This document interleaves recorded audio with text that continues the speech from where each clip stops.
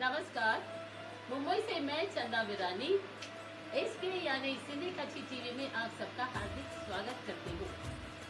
और आज मैं आपको रूबरू कराऊंगी अपने इस एपिसोड गीत संगीत में एक ऐसी गीत सम्राज्ञी का जो कोकिल कंठी भी है और जिसके न सिर्फ एक बल्कि लाखों दीवाने हैं।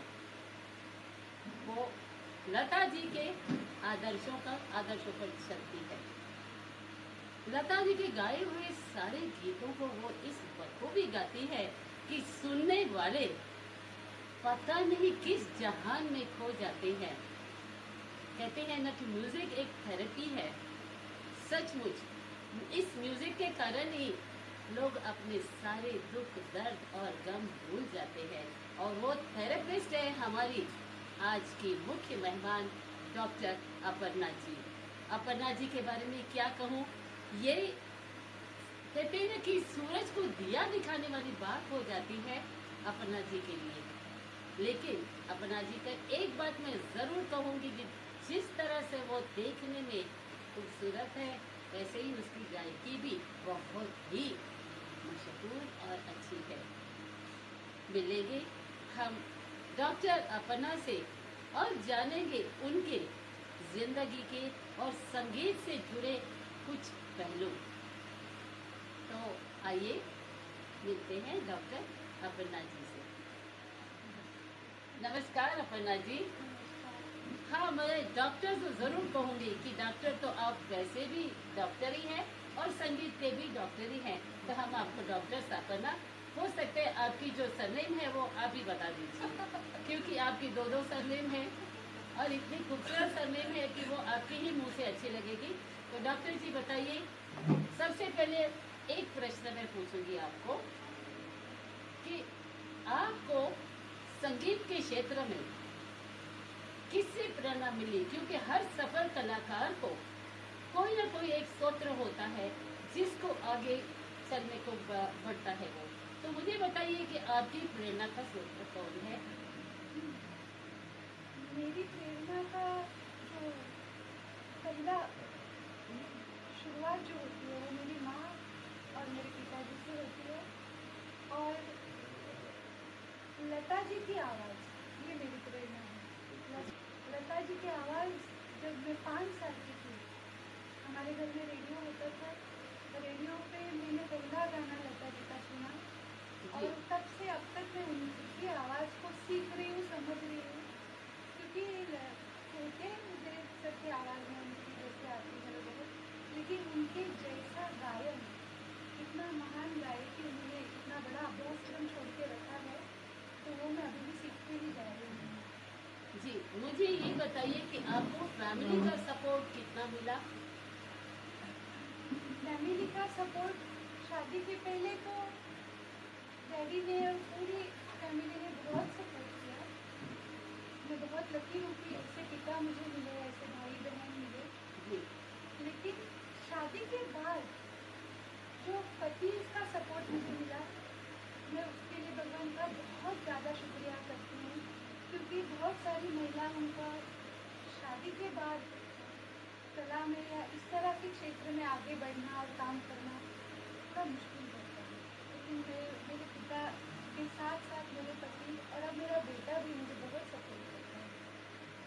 जी, और मैंने सुना है आपकी बहनें भी आपके साथ काफी मेरी बड़ी बहन तो मेरी मम्मी के गुजरने के बाद मेरी बड़ी बहन और मेरी जो नानी, उन लोगों ने ही हमें संभाला, मेरे पिताजी ने हमें संभाला।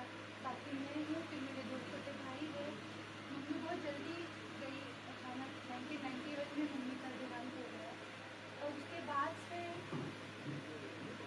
हम सब परिवार इसी तरह अपना संगीत का जो करियर है वो करते जा रहे हैं। अपर्णा जी, मुझे तो अब आपने बता दिया आपकी फैमिली के बारे में। ये बताइए कि आपके बचपन और कॉलेज के दिनों में आप जिस संगीत से जुड़े हुए थे उसकी कुछ यादें बताइए। बचपन में ऐसा था, मैं हमारा घर जहाँ था उल्लासनगर में, तो उल्लासनगर जहाँ पे मैं यहाँ पे भी बहुत सारे सिंधी परिवार से जुड़ी रही हूँ और वहाँ पे उल्लासनगर तो आपको मालूम ही है। जी जी। तो थोड़ा हम जा रहे थे, वहाँ पहले पहले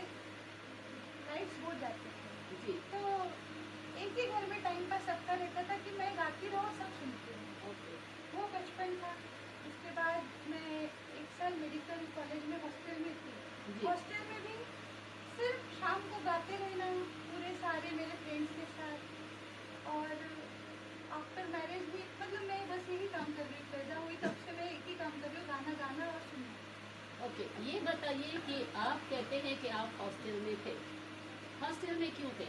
मेडिकल के लिए हमें कंपलसरी रहता है कैंपस में रहना। ओके, आपने मेडिकल लाइन दी थी? जी, मैंने होम्योपैथी में पोस्ट ग्रेजुएशन किया है साइकोलॉजी में, और होम्योपैथी हूँ मैं।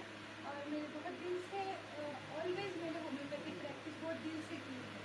जी, लेकिन एक सवाल और भी उठता है कि आपने मेडिकल लाइन ली, मेडिकल लाइन और म्यूजिक लाइन काफ़ी अलग है, तो दोनों लाइनों को आपने कैसे संभाला? ये सवाल थोड़ा ऐसा है कि मैं खुद ही नहीं जानती थी कि क्या क्या होते जा रहा है जीवन में। जब छोटी थी तब से गा रही हूँ। उसके बाद पिताजी मुझे बोले कि तुम म्यूजिक में ही MA जो भी है कर। PhD? हाँ, लेकिन उस वक्त मैं उतनी नादान थी कि मेरे बाकी फ्रेंड्स ने मेडिकल इंजीनियर में लिया एडमिशन, इसलिए मैंने भी ले लिया। अच्छा, लेकिन लेते ही मुझे पता चला मैं यहाँ की नहीं हूँ, क्या बात है। मैं गलत जगह आई हूँ। और फिर सब चिढ़ाते भी थे कि मैं एक मेडिकल सीट वेस्ट करती हूँ, अब तू प्रैक्टिस करेगी क्या? तो मैंने एक साल में बोला मम्मी को, अब मम्मी मैं छोड़ रही हूँ, मुझे गाना गाना है। तो वहाँ पे एक क्लासिकल गुरु आए थे हमारे मेडिकल कॉलेज में, तो मैं गा रही थी, तो उन्होंने सुना, तो बोली अरे कहाँ हो गई आप? मैं बोला अब क्या करूँ, मैं तो डरी गई। मैंने माँ को बोला मम्मी मैं छोड़ रही हूँ, नहीं होगा। तो माँ बोली ऐसे नहीं कर सकती अब तूने खुद लिया है ये एडमिशन, अब तो तू मुझे वादा कर, ना संगीत छोड़ेगी ना मेडिकल छोड़ेगी। संगीत के लिए मेडिकल कभी नहीं छोड़ेगी, मेडिकल के लिए संगीत नहीं छोड़ेगी। अब तुझे दोनों निभाना है, ये कंप्लीट करना पड़ेगा। उसके बाद तो जीवन भर गा। एक बार तेरे हाथ में मेडिकल सर्टिफिकेट आया क्योंकि मम्मी समझदार थी, एजुकेशन का इम्पोर्टेंस उसे समझता था। बहुत बार लाइफ में मेरे म्यूज़िक में ऐसे भी दौर आए कि मुझे वो मेडिकल हाथ में सर्टिफिकेट होने की वजह से इंडिपेंडेंट हूँ मैं, ये फील होता है। ओके डॉक्टर अपर्णा, ये तो आपने बता दिया कि आपने मेडिकल के साथ साथ म्यूजिक को भी अपना लिया, और आज जिस मुकाम पर आप हो वो आपको मेडिकल तो नहीं, सिर्फ म्यूजिक ही म्यूजिक दिखता है। मुझे एक बात बताइए, और हमारे श्रोता भी जानना चाहेंगे कि आप म्यूजिक AAP, ये आप आम आदमी पार्टी नहीं है भाई, ये आप म्यूजिक कंपनी है जिसकी हर्ता करता है हमारी डॉक्टर अपर्णा, हर चीज का वो ध्यान रखती है आपका। तो मुझे ये बताइए कि आप म्यूजिक का ख्याल आपके दिमाग में कैसे आया और कब आया? आप म्यूजिक कंपनी मेरी नहीं है, मेरे पिताजी ने मेरे लिए बनाई हुई है Aparna and production music company है, जो 1996 में रजिस्टर्ड की हुई थी। जी। बाद में ऐसे हुआ कि मेरी शादी होने के बाद मेरे हस्बैंड 2004 में मुझे अंधेरी ले आए, और वो बोले कि अपर्णा आप लता जी को गा रही हो, गुरु मान के मैं आपका वो रिस्पेक्ट करता हूँ, अच्छी चीज़ है, इतनी महान गायिका को आप फॉलो भी करते हैं, तो where is Aparna? Hmm. Aparna का इसमें you are just a copy cat. हाँ, ये तो बात सही है। इवन मुझे खुद का गाना गाने का भी अंदर से होता था कि मतलब मैं गाती हूँ तो मुझे कुछ तो खोज थी, मुझे कुछ तो चाहिए, मुझे मिल नहीं रहा। तो मुझे मेरे हस्बैंड ने मुझे राह दिखाई उस पर कि तुम्हें खुद के गाने गाने चाहिए। तो उन्होंने मुझे अंधेरी में लाया। अंधेरी में आने के बाद फिर मेरा नेक्स्ट स्ट्रगल शुरू हुआ।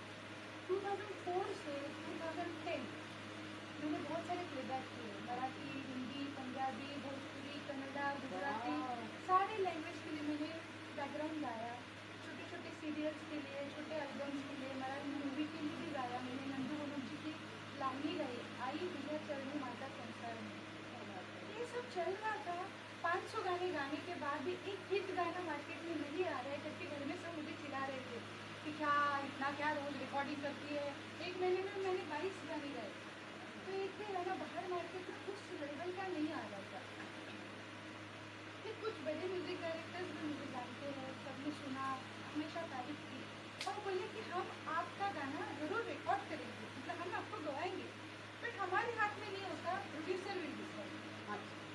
मैंने तब मुझे याद आया प्रोड्यूसर, ठीक है, मतलब एक गायक को ये आप सबके लिए बहुत ज़रूरी चीज़ पहले, आजकल तो सब करते भी हैं, जो गाना या किसी भी कला में आगे आना चाहते हैं उनके लिए मैं बताना चाहूँगी कि खुद ही को कर बुलंद इतना कि वो पूछे कि तेरी रजा क्या है। मैंने सोचा मैं कहाँ भटक रही हूँ, क्यों भटक रही हूँ। एक गायक को संगीतकार की ज़रूरत है, एक संगीतकार को प्रोड्यूसर की ज़रूरत है, और एक प्रोड्यूसर तो मेरे डैडी ने आप म्यूजिक कंपनी पहले ही में बना के रखी है। यस, क्यों ना मैं उसी कंपनी को शुरू करूं, और ना ही मैं, मेरे जैसे जो जो गाना गाना चाहते हैं, कंपोज करना चाहते हैं, लिखना चाहते हैं, उन सबको मैं, मुझे जितना पॉसिबल होगा उतना स्टेज दूँ, उनको मौका दूँ। और फिर मैंने अपर्णा इंट्रोडक्शन फिर रिन्यू की, क्योंकि डैडी ने अपर्णा इंट्रोडक्शन नाम रखा था, मैंने उसको artist and performers music company नाम से रिन्यू क्या किया। बात है, वाह। और रिन्यू करने के बाद मैंने अपनी कंपनी में 25 गाने पहले रिलीज किए, उसमें मेरे खुद के भी हैं और बहुत बड़े बड़े सिंगर्स के हैं। आप लोग आप म्यूजिक कंपनी के अंदर के गाने देखोगे तो अलका याग्निक जी से लेके सारे सिंगर, सोनू निगम, उदित नारायण, विनोद आर्य, सब अपनी कंपनी में उनके गाने पर रिलीज किए हुए हैं। और ये करने के बाद मुझे कॉन्फिडेंस आया कि हम भी कुछ कर सकते हैं अपने लिए भी और अपने जैसे अपनों के लिए। तो ये है आपकी अपनी कंपनी, सबकी जो मुझसे जुड़ते जा रहे हैं, आप सबकी कंपनी है ये। जी, अब अभी हाल ही में एक प्रोग्राम हमने देखा था जो वरिष्ठ नागरिकों के लिए आपने रखा था। बहुत ही खूब था, बेहतरीन था, बहुत ही एक्सेलेंट, उसकी कोई तारीफ के शब्द ही नहीं है। उसमें आपने शुरुआत में किसके लिए वो गीत गाया, आजा रे परदेसी, मुझे ये बताइए। वो मेरा परदेसी तमिलनाडु से मुझे मिल गया है। अच्छा, वो दो लाइन गा के सुनाइए अच्छा, और अपने श्रोताओं से बोलिए, सुनिए। ठीक है, कोशिश करती हूँ। आजा रे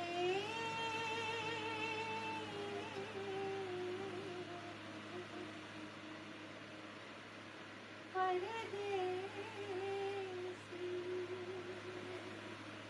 मैं तो कब से खड़ी से बात ये रखिया, थक गई बंधुनिया, आजा रे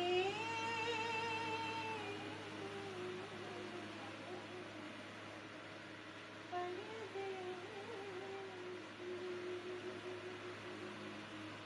किस दुनिया में हमको भेज देते हैं आप।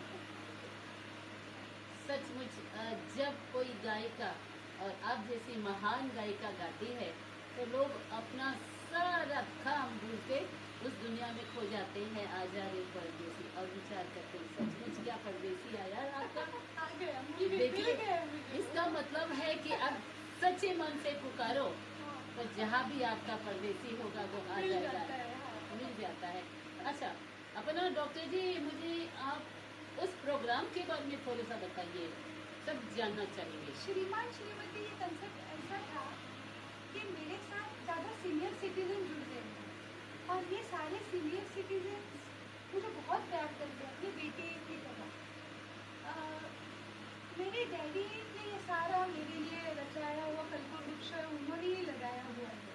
अब उम्र का तकाजा है कि वो उतना वक्त नहीं दे पाते मुझे, आ नहीं पाते। वो कल्याण में रहते, मेरे दोनों भाई भाभी सबके साथ रहते हैं, लेकिन वो बेचैनी मुझे है कि मैं अपने पिता को शादी के बाद, भले मेरा परदेसी तो मुझे मिल गया है, लेकिन शादी के बाद बेटियां पराई हो जाती है। मैं अपने पति के साथ साथ मेरे पिता, मेरा बेटा, सब साथ में रखना चाहती हूँ। ये सब तो मुमकिन नहीं है आज के इसमें, तो उनको मिस करती हूँ। इसलिए पापा तुम्हारी नन्ही परी गाना भी बनाया मैंने जी, उनको मिस करती हूँ।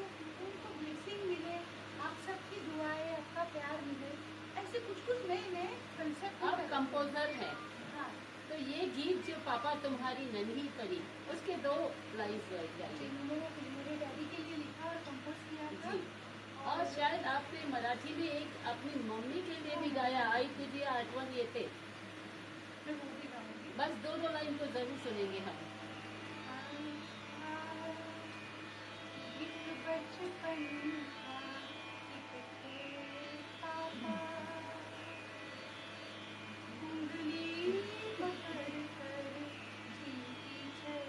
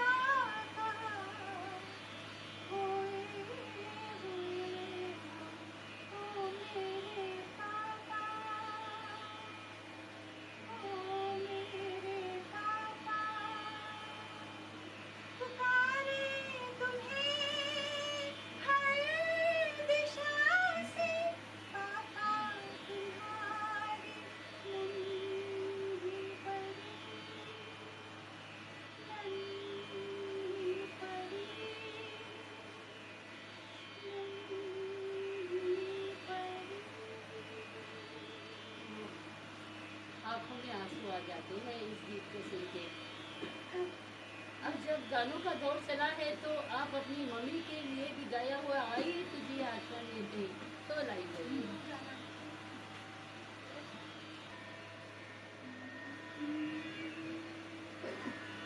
आई तुझी आठवण येते, आई तुझी आठवण येते, आई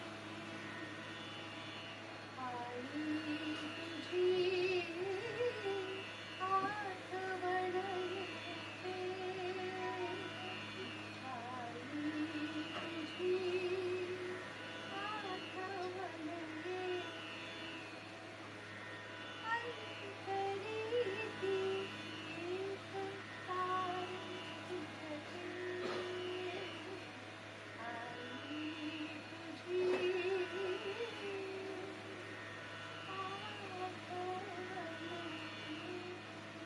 वाह, लगता है सुनते ही जाओ, लेकिन वक्त की कमी के कारण मुझे सिर्फ दो क्वेश्चन, दो सवाल है आपके लिए। एक तो आपने अधूरा छोड़ा श्रीमान श्रीमती के बारे में बताइए, और ये मेरे मम्मी पापा को आप सबके आशीर्वाद मिले, इसलिए सीनियर सिटीजन्स के लिए श्रीमान श्रीमती कंसेप्ट किया कि वो जो अभी रिटायरमेंट के बाद या लोनली फील कर रहे हैं, उन्हें स्टेज मिले, उन्हें ऐसा कोई टारगेट मिले कि हाँ एक कंपटीशन के लिए गाना है, एक अच्छे स्टेज के लिए गाना है, वो तैयारी करे, संगीत की तैयारी करके गाए, क्योंकि कराओके में कोई भी गा रहा है, कैसे भी गा रहा है। मैं चाहती थी लोगों को इस चीज़ का अवेयरनेस हो कि संगीत का स्तर जिस तरह आप लोग मतलब उसको थोड़ा और ऊपर लेने की कोशिश भी हो, आप सबके ब्लेसिंग भी मिले और सारे वो आशीर्वाद मेरे माता पिता को मिले। ये मेरा टारगेट था उसके लिए। अच्छा, और सफलता मिली? तो सफलता इतनी दी माँ सरस्वती ने, मेरी माँ का नाम भी विनोदिनी है, तो विनोदिनी और सरस्वती मतलब मेरी पूरी सारी इच्छाएं उस प्रोग्राम में पूरी की, जितना फुल सेटिस्फेक्शन मिला मुझे। बहुत अच्छा लग रहा है आपके इस विचार को सुनकर कि ज्येष्ठ नागरिकों के लिए आपके मन में इतना प्यार है, जो उनके लिए आपने एक स्पेशल प्रोग्राम रखा। फिर कभी और भी हम बहुत कुछ सुनेंगे, लेकिन एक आखिरी सवाल है, आपके पास जो अपार ज्ञान है, कहते हैं ना गागर में सागर, आप गागर में सागर हो, बहुत बहुत ज्ञान रखते हो म्यूजिक का। तो मुझे ये बताइए, आपकी ये ज्ञान की विरासत क्या आप उन लोगों को देना चाहेंगी जो आपसे सीखना चाहते हैं, ताकि आगे चल के लोग कहें कि हम तो डॉक्टर अपर्णा से सीखे हैं? क्या आपके मन में ये विचार है? मैं आपको जो आप मेरी तारीफ कर रहे हो, मैं खुश भी हूँ उसमें, लेकिन अभी परिपूर्ण कोई भी इस कला में होता नहीं, और मैं तो बहुत ही बेसिक में हूँ अभी, लेकिन हाँ जितना मुझे आता है मैं वो बांटना चाहती हूँ। जी, मेरे यहाँ बेसिक कोर्स है, डिप्लोमा कोर्स है, कराओके सेक्शन चल रहा है, हमने डिग्री कोर्स भी अनाउंस किया है, और मैं इसलिए भी करती हूँ कि उन्हें सिखाते वक्त मेरा और अभ्यास होता है। यस, मेरे दिमाग में वो चीज़ें आती हैं जहाँ मैं भी कभी गलतियाँ करती हूँ तो उन्हें पॉलिश कैसे करूँ। मैं गाते गाते सीखते सीखते सिखाते सिखाते और थोड़ा ज्ञान बटोरने की कोशिश करती हूँ, और ऐसा नहीं हो सकता है आपके साथ सिखाते वक्त कोई ऐसे आपके जीवन में सीखे हुए आपसे मुझे कुछ सीखने मिले, तो वो भी मेरी कोशिश है कि मैं आप सबसे सीखूं, क्योंकि आप जीवन में आप सब लोग एक्सपीरियंस में काफ़ी बड़े हैं, तो आपसे आशीर्वाद, कोऑपरेशन, सीख सब लेती हूँ। मेरे पास जूनियर से लेकर सीनियर 90+ एज तक के स्टूडेंट हैं, मैं 10+ से स्टूडेंट लेती हूँ, एज से 90+ तक। अभी इस बार हम और एक कंपटीशन अनाउंस कर रहे हैं, उसके ऑडिशन मेरे कुछ रिटर्न आने के बाद शुरू करेंगे। मैं 15-20 दिन की लीव पे हूँ, जी, उसके बाद जब मैं आऊँगी तब एक ऑडिशन शुरू होगी, और उस ऑडिशन में हम 18+ से ऑडिशन लेंगे। 18+ से हर 10 साल के गैप के हम कंपटीशन लेंगे, ऑडिशन लेंगे, राउंड 1, 2, 3, उसमें से जीतने वाला 1, 2, 1, 2, 1, 2 उन सबको लेके हम 1 सितंबर में प्रोग्राम, बड़ा प्रोग्राम करेंगे। अभी जुलाई में हमारे मेंबर्स का एक प्रोग्राम होगा, रफ़ी नाइट, रफ़ी साहब, लता जी, आशा